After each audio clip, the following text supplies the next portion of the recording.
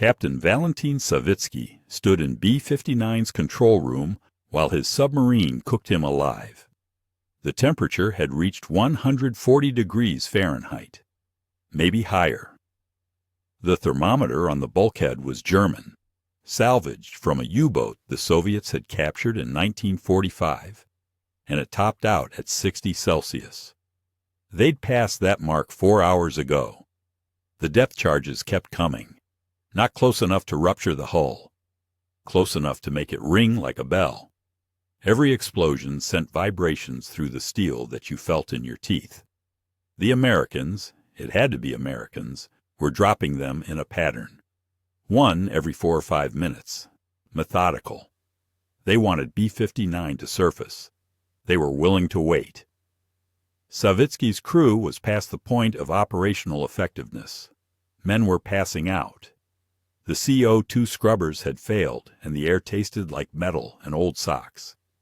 You could see the carbon dioxide. It hung in visible layers near the ceiling. Some of the younger sailors were hallucinating. One of them had tried to open a torpedo tube hatch from the inside while submerged. The batteries were dead. B-59 was a Foxtrot-class diesel-electric boat. Diesel on the surface, electric underwater. They'd been submerged for 22 hours straight, running the electric motors, running life support, running the pumps that kept seawater from equalizing with the ocean outside. The batteries had given everything they had. Now they were ballast. Another depth charge. This one felt closer. Savitsky had one option left, and it sat in the forward torpedo room behind a door with 2 officers standing guard. The Americans called it a special weapon. The Soviets called it Torpedo T5. It had a 10-kiloton warhead. Hiroshima was 15 kilotons. You could do the math. Here's what Soviet Naval Command had told Savitsky before he left the Kola Peninsula. If you come under attack and cannot communicate with Moscow, 3 officers must agree before launching the special weapon. 3. Savitsky was 1. His political officer Maslenikov was 2. The third was Vasili Arkhipov. Arkhipov was only aboard because he was the flotilla commander and B-59 happened to be the flagship. Bad luck for Savitsky. Good luck for everyone else on the planet. Savitsky wanted to fire it. The Americans were attacking. That part was clear. The depth charges were an act of war. He said this out loud. Maslenikov agreed. They were 2/3 of the way to a nuclear launch. Arkhipov said no. The argument happened while the hull temperature climbed past 140 and men collapsed against the machinery. Savitsky shouted that they were under attack and had no way to contact Moscow, and the standing orders allowed for independent action. Arkhipov said the Americans were using practice depth charges, no lethal intent. Savitsky asked how he could possibly know that. Arkhipov said because we're still alive. The next depth charge settled it, not because it was closer, because it made the same sound as all the others, same pressure wave, same interval. The Americans were dropping them like an alarm clock. If they wanted B-59 dead, it would be dead. Savitsky gave the order to surface. It took 11 minutes to blow the ballast tanks and wrestle the boat to the surface, using only compressed air and whatever prayers still worked at that depth. When the conning tower broke the surface, 5 American destroyers were waiting in a circle. B-59 wasn't alone down there. 3 other Foxtrots were scattered across the Caribbean, B-4, B-36, B-130. 4 submarines, 4 nuclear torpedoes, 4 captains who all got the same orders from Moscow and all ended up staring at American warships from their conning towers. B-4 went first. Captain Ririk Ketov surfaced on October 26th, northeast of Turks and Caicos after USS. Charles P. Cecil dropped enough practice charges to convince him his batteries wouldn't last another hour. Ketov's boat had developed a leak in the forward compartment.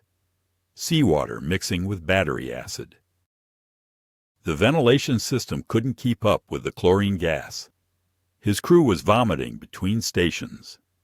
Ketov surfaced at night. Smart move. Gave him a few hours before dawn when the American destroyers could photograph his hull properly. He ran on the surface for 6 hours to recharge and cool down, then dove again before sunrise.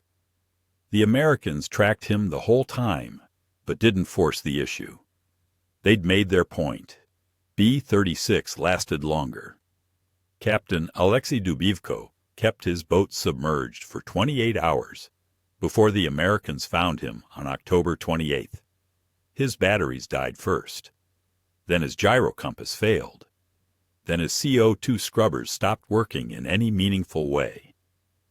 Dubivko surfaced southeast of Bermuda, surrounded by 4 destroyers from the USS Randolph Carrier Group. The humiliating part wasn't surfacing. It was what happened next. The Americans circled him for 9 hours, taking photographs, monitoring radio traffic. Dubivko couldn't dive.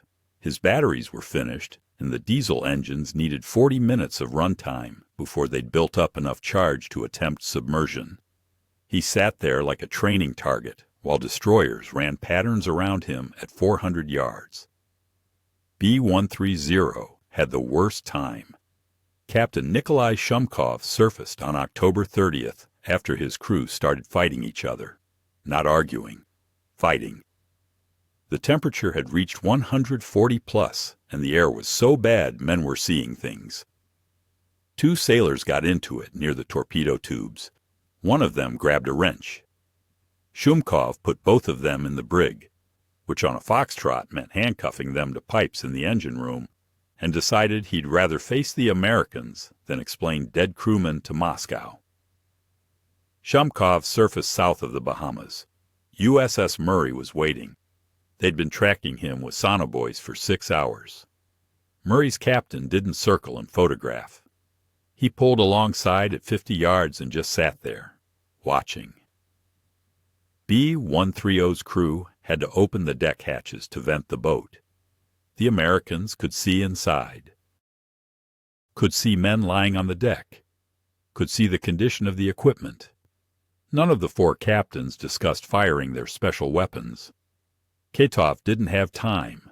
His crew was choking on chlorine. Dubivko's gyro compass failure meant he couldn't accurately target anything. Shumkov's crew was too far gone. Only Savitsky got close to the decision, and only because Maslenikov backed him up. All 4 boats eventually made it back to Soviet waters.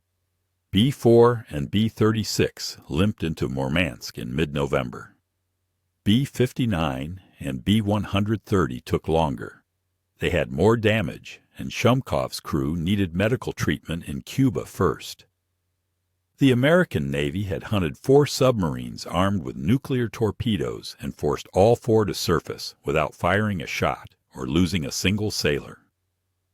The Soviets never tried sending Foxtrots across the Atlantic again. Sonar operator second-class William Chapman heard B-59 before anyone else did. He was sitting at the BQR-4 console aboard USS Coney on October 27th at 0340 hours, when a sound pattern showed up that didn't match biologics or commercial traffic. Low-frequency tonals, diesel engine harmonics, Soviet. Chapman had been tracking contacts in the Caribbean for 11 days straight. His ears were better than the equipment. The BQR-4 could pick up submarine signatures at maybe 20,000 yards under perfect conditions. Chapman claimed he could identify individual boats by their propeller blade count. Nobody believed him until he started being right. He marked B-59's position and called it up to the Combat Information Center. Commander Coy Burkett looked at the plot and started making calls. Within 40 minutes, 4 destroyers were moving into barrier positions. This wasn't luck. This was the result of a system the Soviets didn't know existed. SOSUS, Sound Surveillance System. The Navy had spent 8 years planting hydrophone arrays on the ocean floor from Newfoundland to Puerto Rico. Hundreds of microphones hardwired to shore stations. Classified locations. Classified capabilities. The arrays could detect submarine signatures at ranges exceeding 1,000 miles. When a Soviet Foxtrot transited the GIUK gap, Greenland, Iceland, UK, SOSUS tagged it. When it entered the Caribbean, SOSUS tracked it. The Soviets thought they were being sneaky. They were being loud. Chapman's contact report triggered something called Barrier Charlie, a coordinated search pattern using 4 hunter-killer groups. Each group had a destroyer with dipping sonar, a P-2V Neptune flying MAD runs overhead, and sonobuoy fields laid in a grid pattern every 10 miles. MAD meant magnetic anomaly detection. A Foxtrot displaced 2,000 tons of steel. Steel disrupts the Earth's magnetic field. The P-2V could detect that disruption from 500 feet up. B-59 was trying to run silent at 150 feet. The Americans knew exactly where it was. They had 3 separate sensor systems confirming the same position. Chapman could hear the boat's battery-powered motors. The P-2V's mad boom registered a hard contact every time it overflew the target. The sonobuoy grid picked up pressure waves from B-59's bow moving through the water. Captain Burkett didn't want to sink the submarine. He wanted it on the surface where reconnaissance aircraft could photograph it and radio intelligence teams could monitor its transmissions. The depth charges were practice grenades, explosive charges designed to create noise and pressure without lethal fragmentation. Basically very expensive firecrackers. The real weapon was patience. Burkett knew Soviet Foxtrots could stay submerged for maybe 30 hours before their batteries died. B-59 had already been underwater for 18 hours when Chapman first tagged it. The math was simple. Drop charges every few minutes. Wait. The submarine would surface or suffocate. I've wondered whether Chapman knew what he'd found. Whether Burkett told him there was a nuclear torpedo aboard. The declassified documents don't say. Chapman died in 1989. Never gave interviews about the Cuban Missile Crisis that I could find. Burkett wrote about it later but focused on tactics, not crew briefings. What's documented is this. USS Coney maintained contact with B-59 for 9 hours straight without losing the signal once. Chapman's logs show 47 separate position updates. Each one accurate enough that when B-59 finally surfaced, it came up less than 800 yards from where the latest sonobuoy contact predicted. The Soviets surfaced because they were dying. The Americans forced them up because they'd built a detection grid that made hiding impossible. The nuclear authorization protocol sounds simple until you try to make it work on a submarine that's cooking its crew alive. 3 officers had to agree. Unanimous vote. Captain, political officer, and 1 other, usually the executive officer unless you had a flotilla commander aboard who outranked everyone. B-59 had Arkhipov. Pure bad luck for Savitsky. The Soviet Navy's rank structure is genuinely confusing, and I've never found a clean explanation of how flotilla commanders fit into the tactical chain of command. Arkhipov was a captain 2nd rank, equivalent to U.S. Navy commander. Savitsky was also captain 2nd rank. Same rank. But Arkhipov commanded the flotilla, and B-59 was the flagship, so he was physically present during tactical decisions. Whether he had veto authority or just advisory status, the sources conflict. What's documented is that he said no and Savitsky didn't fire. Here's what the special weapon authorization process looked like in practice. 3 officers gather in the control room. The captain states his intention to arm and launch the T-5 torpedo. The political officer, his job is ideological oversight, making sure the captain stays loyal to the party, confirms that the tactical situation matches standing orders. If both agree, they look at the 3rd officer. On paper, this sounds like a safeguard against rogue launches. In reality, it's asking 3 men who've been breathing poisoned air for 20 hours to make a decision that could start World War III. Savitsky believed they were under attack. The depth charges proved it. Maslenikov agreed. Soviet doctrine said if attacked and unable to communicate with Moscow, submarine commanders could act independently to defend the motherland. That's not ambiguous language. That's authorization. Arkhipov said the Americans were using practice charges. He'd survived the K-19 reactor disaster the previous year, served as executive officer when that boat's reactor nearly melted down and irradiated half the crew. He knew what actual combat felt like versus technical intimidation.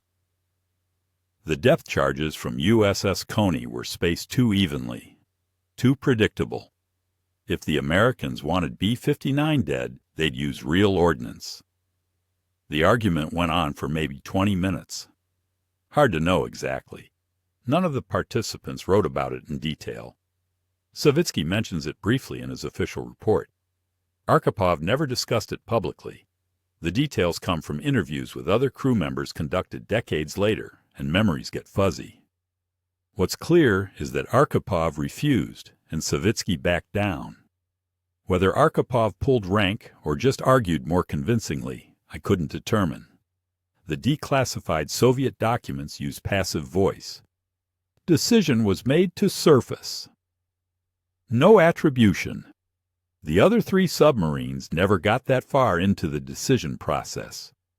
Ketov's crew was too busy dealing with chlorine gas. Dubivko's gyro compass failure meant he couldn't target anything accurately. Shumkov's men were fighting each other.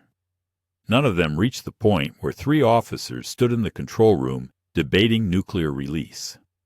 Only B-59 got that close. Only Arkhipov said no. The frustrating part is not knowing whether Moscow would have backed Savitsky's decision if he'd fired. Soviet doctrine allowed independent action under attack. But Khrushchev was simultaneously negotiating with Kennedy to end the missile crisis. A nuclear torpedo detonation in the Caribbean would have destroyed those negotiations instantly. Savitsky probably saved his own career by listening to Arkhipov, though neither of them knew it at the time. Surfacing a submarine under hostile conditions follows a specific sequence, and every step broadcasts weakness. You can't just pop up. The boat has to be made ready, and that takes time the enemy can see. First, the captain orders ballast tanks blown. Compressed air forces seawater out of the tanks. This creates noise. Lots of noise. Every destroyer within 5,000 yards hears it through their sonar. They know you're coming up before you break the surface. B-59's ballast system was barely functional. The air compressors had been running on failing batteries for hours. The compressed air reserves were low. Savitsky had enough pressure to blow the main ballast tanks maybe once. If something went wrong and he had to emergency dive again, he wouldn't have enough air to come back up. One shot. The boat rises. Slow at first, then faster as buoyancy takes over. The crew has maybe 2 minutes between giving the order and breaking the surface. During those 2 minutes, you're completely vulnerable. Can't maneuver. Can't dive. Just rising. When the conning tower breaks the surface, the first thing that happens is the lookouts go up. They open the bridge hatch and climb into daylight. Their job is to see what's waiting. In B-59's case, 5 American destroyers in a circle at 600 yards. Close enough to read hull numbers with binoculars. Then the diesel engines start. A Foxtrot has 3 Type 37D diesels, Chinese copies of German designs from World War II. They're loud and they smoke. Black exhaust pours out of the deck vents while the engines cough to life. The Americans can smell it, can see it. Every destroyer commander knows exactly what's happening inside that submarine. The Soviet captain is supposed to raise the naval ensign, red flag with hammer and sickle. This identifies the boat's nationality under international law and supposedly prevents the Americans from treating it as a pirate vessel or unidentified combatant. Savitsky raised the flag at 0547 hours. USS Coney's deck log records the time. Now comes the humiliating part. The American destroyers don't leave. They circle. They photograph the hull from every angle. They're looking for damage, identification numbers, antenna configurations, external hull fittings, everything that intelligence analysts want to see. The submarine can't stop them, can't dive. The batteries are dead, and the diesels need 40 minutes of runtime before they've charged enough to attempt submersion. B-59 sat on the surface for 9 hours. The crew opened the deck hatches to vent the boat. You could see men lying on the deck. Some of them were unconscious. The Americans photographed that too. USS Oxford, one of the destroyers in the barrier group, had a specialized signals intelligence team aboard. They monitored B-59's radio transmissions, recorded everything. The Soviets were sending encoded bursts back to Northern Fleet headquarters. The Americans couldn't break the code in real time, but they recorded it for later analysis. The sun came up at 6:12 hours. The American destroyers could see everything now. Hull condition, crew condition, operational status.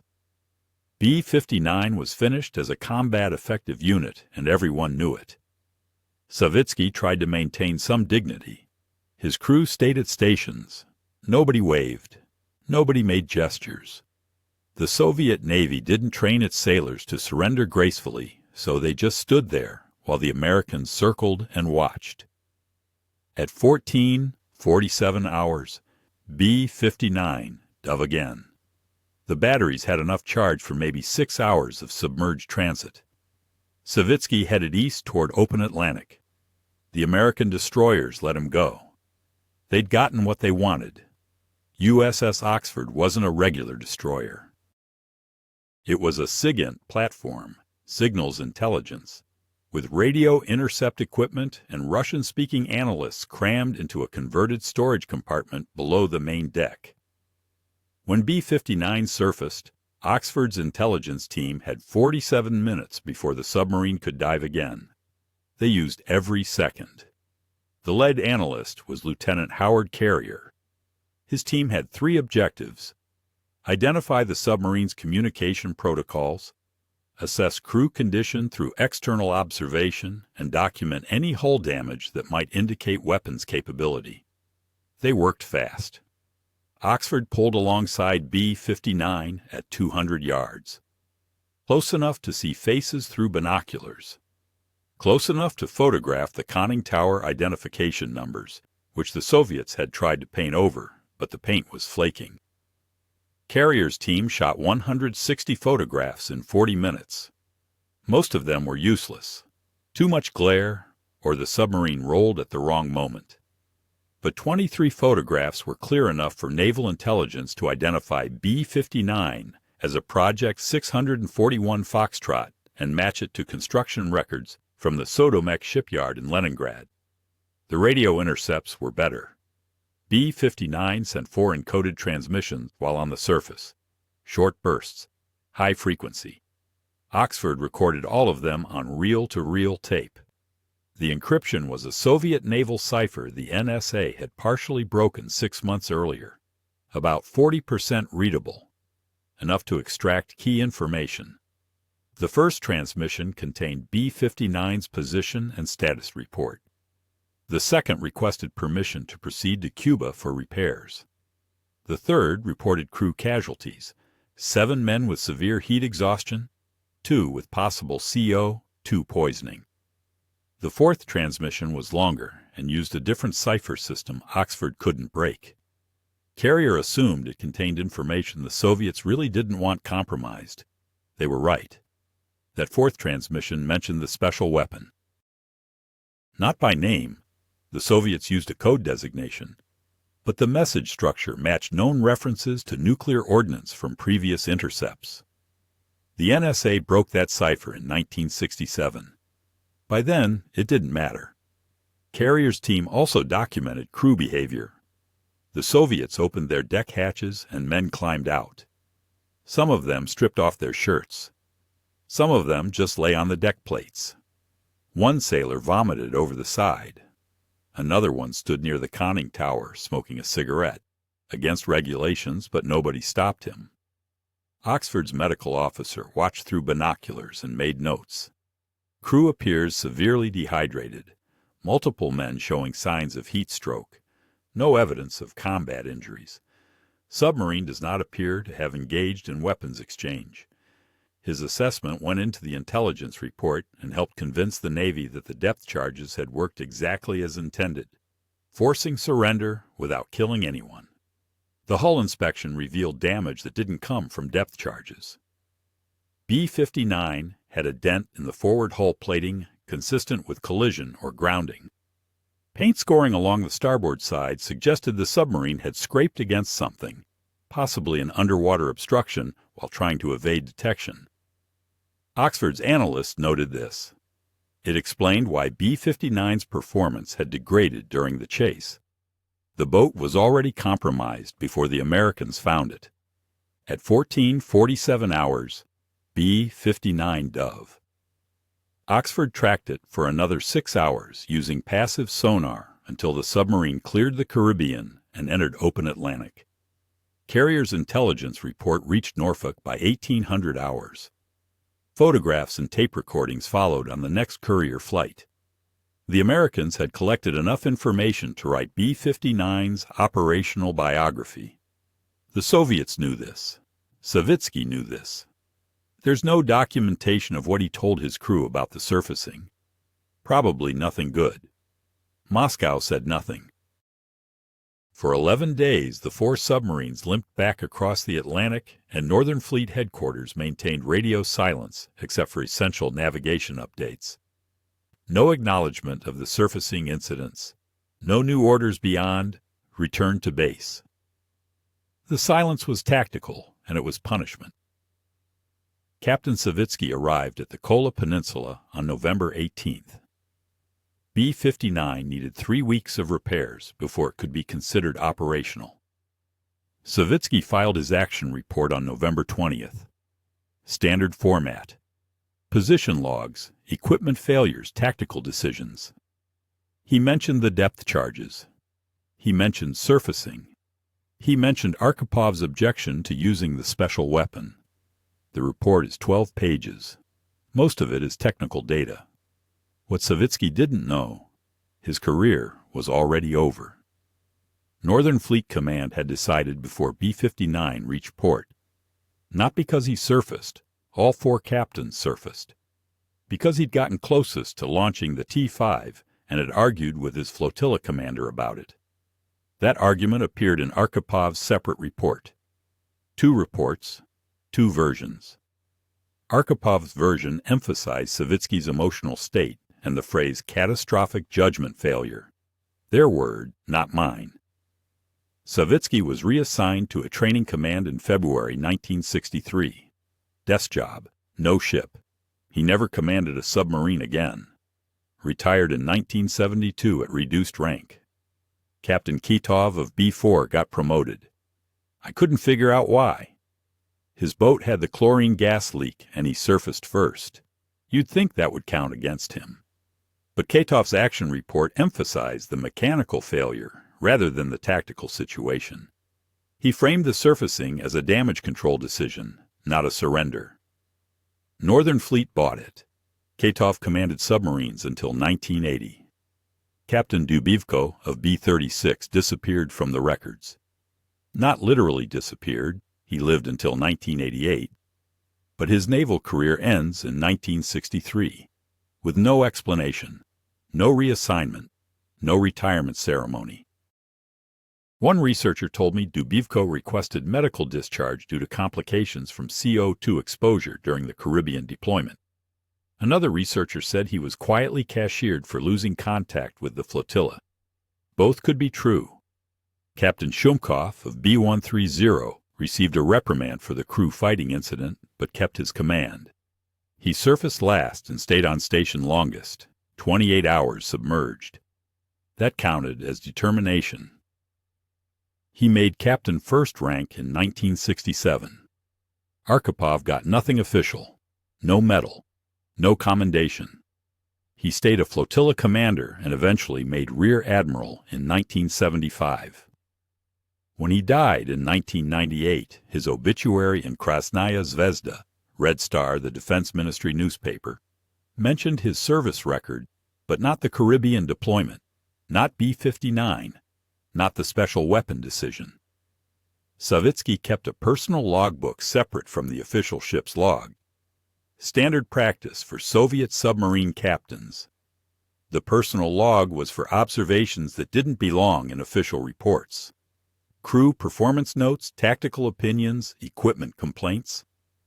Savitsky's logbook from October 1962 surfaced in a Russian military archive in 2007.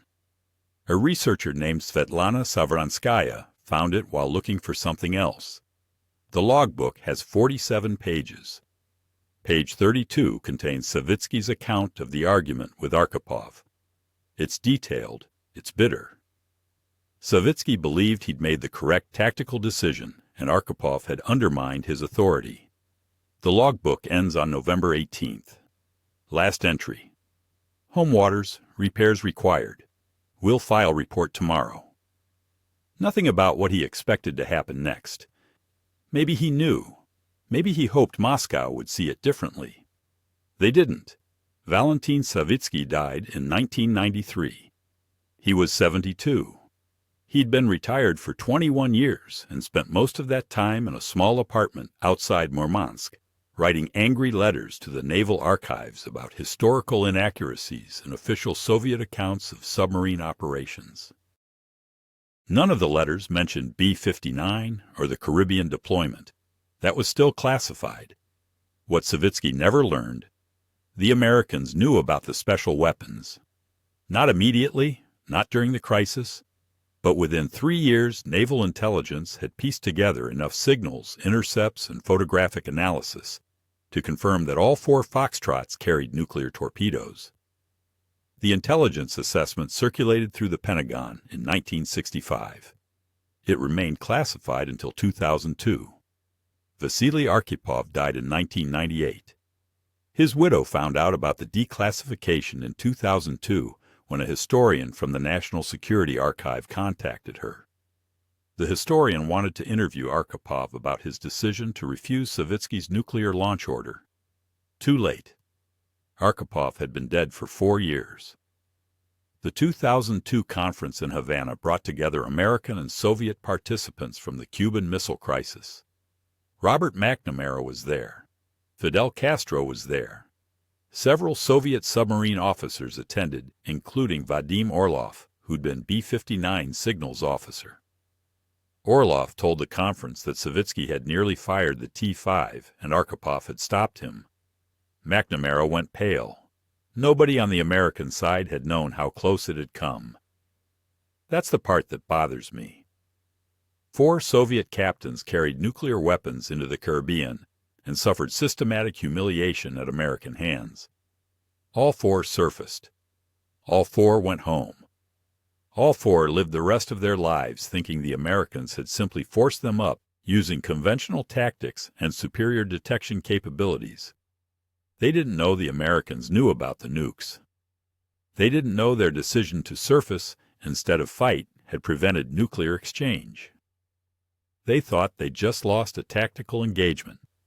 Savitsky spent 31 years thinking he'd made a cowardly decision by listening to Arkhipov.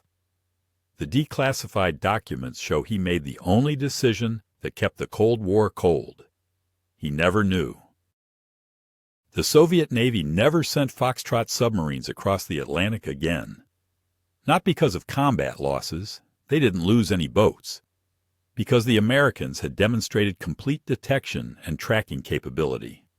The SOSUS arrays, the MAD flights, the coordinated hunter-killer groups, the Soviets couldn't counter any of it. 4 submarines traveled 6,000 miles underwater, and all 4 got caught. All 4 got forced up.